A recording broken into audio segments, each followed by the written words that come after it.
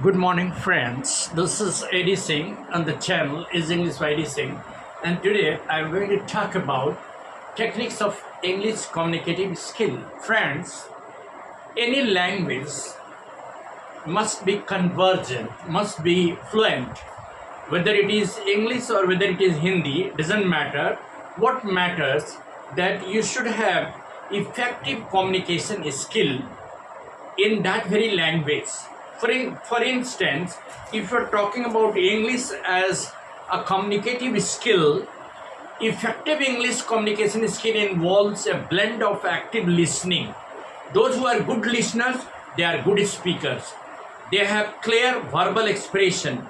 So listening is the first skill of communication.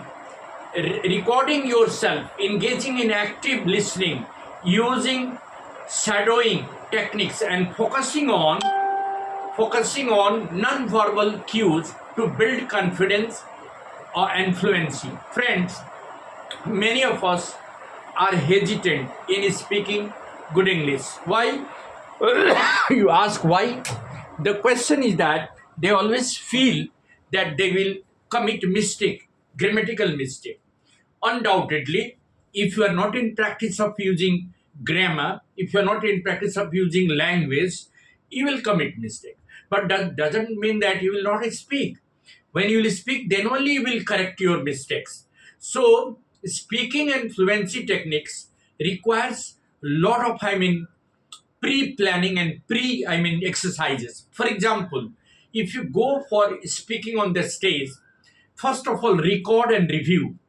Even if you want to speak 5 lines, let us say you want to speak that, well, I as a member of this club has have been the privilege of speaking on the stage on behalf of this club.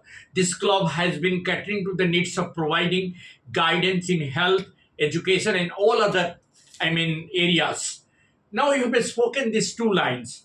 It is grammatically correct and it is confident. So record and review. Record yourself speaking, then listen what you have spoken. First, you record 5 or 6 lines, and then review what you have spoken. Listen to your own, recorded voice and recorded lines, and identify the errors, pronunciation, stress, and intonation. Because where you have to emphasize, for example, this is a beautiful place. What a beautiful place this is. Now there is a stress. There is intonation at the last point. There is an exclamatory sign. So what a beautiful flower this is. What a gentleman you are. What a great personality he is. So whenever you are putting proper stress and proper intonation, and enunciation is one of the key factors of speaking any language. Communicative English requires good enunciation, good stress, and intonation. Whenever you speak, where you have to emphasize, where you have to go, little bit high pitch, where you have to go low pitch, where you have to slide down in your speech, where you have to make a pause. These are the things that you require in day-to-day spoken English. Record your voice, record your sentences, then listen to and identify errors. Also identify enunciation and pronunciation, stress and intonation. Shadowing techniques. What is shadowing technique? Listen to a native speaker like Indian, anybody who is speaking on YouTube or anybody, try to listen to that native speaker. Repeat what they have spoken instantly, mimicking their speed and rhythm. If you mimic someone's style, if you copy someone's style, that also makes a kind of confidence, that generates confidence, and that brings a lot of words in the use. Then read aloud. Whenever you are reading a newspaper, English newspaper, read aloud some of the words, some of the news headlines, some of the articles, so that you can improve your fluency and hear your own pronunciation. Think in English. Never think in vernacular medium, like from Hindi to English. Translation method doesn't work in improving your fluency and communication. You have to think in English. For example, if you want to say to somebody, well, let me analyze what I have to do, then I will give you the answer. You can just say like that, if in your own words. give me some time to rethink over this matter. If you are not able to use rethink, you say, give me some time to think over this matter, then I will answer. So there are certain small words like realizing that your fluency has to improve day by day. Avoid translating from your own native language. This is not going to work in communicative skill. Try to construct thoughts directly in English and increase speed and fluency gradually. Then vary your voice modulations play a great role. When you are modulating your voice, it makes a lot of, style. Language requires style.